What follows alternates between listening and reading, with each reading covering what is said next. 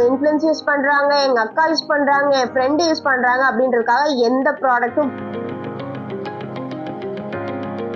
என்ன இருக்கணும்ன்றதை விட என்ன இருக்கக்கூடாதுன்றதுதாங்க. நிறைய பேர் பாரபன், சல்ஃபேட் இதெல்லாம் யூஸ் பண்ணக்கூடாதுன்ற மாதிரி சொல்றாங்க. அதை பத்திலாம் நீங்க எதுவுமே சொல்லு.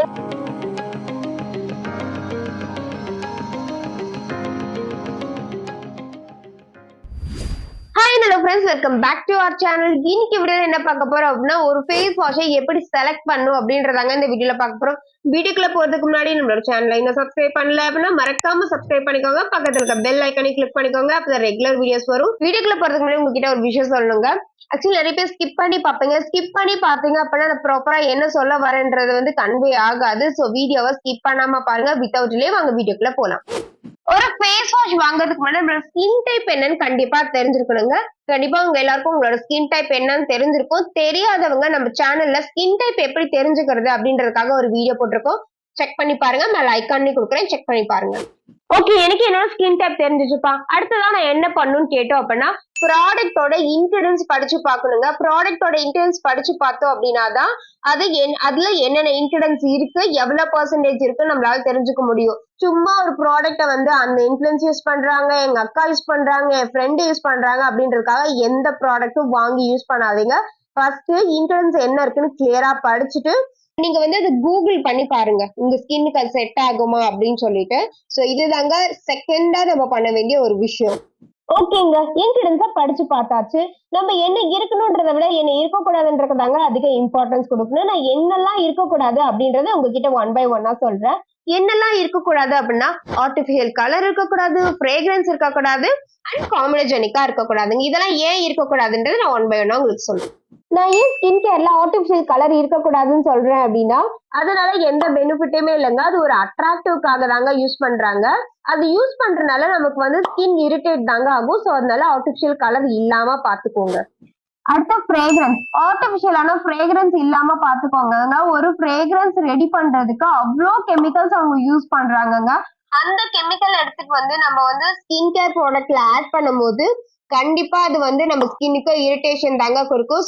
சில ஸ்கின் கேர் ப்ராடக்ட் ரெடி பண்ணும்போது அந்த ஸ்மெல் வந்து பிளசண்டா இருக்காது, ரொம்ப இரிட்டேட் பண்ற மாதிரி இருக்கும்.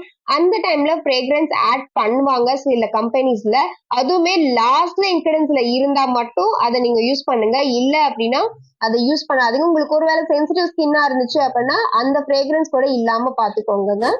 அடுத்து காம்பினஜெனிக்கா இல்லாம பாத்துக்கோங்க. ஏன் காம்பினஜெனிக்கா இல்லாம பாத்துக்கோங்கன்னு சொல்றேன் அப்படின்னா, காம்பினஜெனிக்கா இருந்துச்சுன்னா நம்மளோட போர்ஸை வந்து கிளாக் பண்ணிருக்க ப்ராடக்ட். சோ அதனால வந்துட்டு ஆக்னே வர்றதுக்கு நிறைய சான்சஸ் இருக்கு. சோ அதனால காம்பினஜெனிக்கா இல்லாம பாத்துக்கோங்க.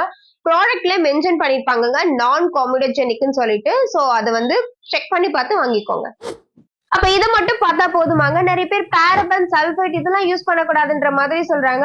அதை பத்திலாம் நீங்க எதுவுமே சொல்லுன்னு கண்டிப்பா உங்களுக்கு ஒரு டவுட் வருங்க. ஃபர்ஸ்ட் பாரபன் அண்ட் சல்ஃபேட் இது ரெண்டும் எதுக்காக யூஸ் பண்றாங்க அப்படின்றத தெரிஞ்சுக்கோங்க. ஃபர்ஸ்ட் பாரபன் எதுக்காக யூஸ் பண்றாங்க அப்படின்னா, ஒரு ப்ரிசர்வேட்டிவா ஆட் பண்றாங்க. நம்ம ப்ராடக்ட் வந்துட்டு ரொம்ப நாள் கெட்டு போகாம இருக்கிறதுக்காக ஆட் பண்றாங்க இல்லைங்களா, அதுதான் பாரபன். அந்த பாரபன் ஆட் பண்ணாவே அந்த ப்ராடக்ட் யூஸ் பண்ணக்கூடாது அந்த மாதிரிலாம் எதுவுமே இல்லைங்க. கண்டிப்பா நம்ம யூஸ் பண்ணலாம்.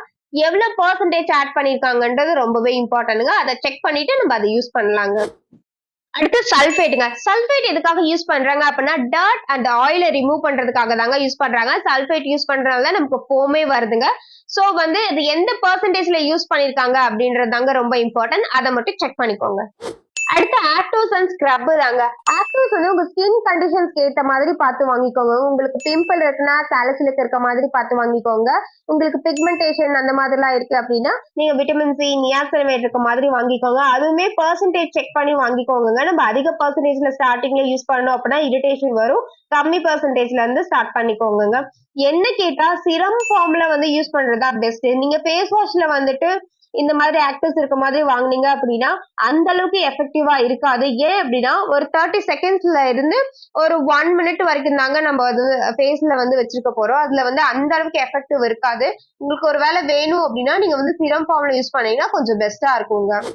அடுத்து வந்து ஸ்க்ரப்புங்க. ஸ்க்ரப் வந்து டெய்லியும் யூஸ் பண்ற ஃபேஸ் வாஷ்ல இல்லாத மாதிரி பாத்துக்கோங்க. அப்படி ஒரு ஸ்க்ரப் இருக்க ஃபேஸ் வாஷ் தான் நீங்க வாங்குறீங்க அப்படின்னா அதுல வீக்லி ஒன்ஸ் ஆர் ட்வைஸ் மட்டும் யூஸ் பண்ணிக்கோங்க. டெய்லி யூஸ் பண்ணீங்க அப்படின்னா ஸ்கின் வந்து மைக்ரோ டேர் பண்ணுங்க. சோ அதனால வந்து அதை யூஸ் பண்ணாதீங்க. நானே நிறைய இடத்துல சொல்லியிருந்திருப்பேன், இந்த இன்கிரிடியன்ஸ் எல்லாம் கொஞ்சம் பார்த்து வாங்குங்க என்ன பெர்சன்டேஜ்லன்னு சொல்லிட்டு. இன்கிரிடியன்ஸ் வந்து நிறைய ஃபேஸ் வாஷ்ல வந்து அவங்களே போட்டிருப்பாங்க இவ்வளவு பெர்சன்டேஜ்னு சொல்லி. சில ஃபேஸ் வாஷ்ல வந்து இன்கிரிடியன்ஸ் வந்து என்ன பெர்சன்டேஜ்ல யூஸ் பண்ணிருக்கோன்றத மென்ஷன் பண்ணிருக்க மாட்டாங்க.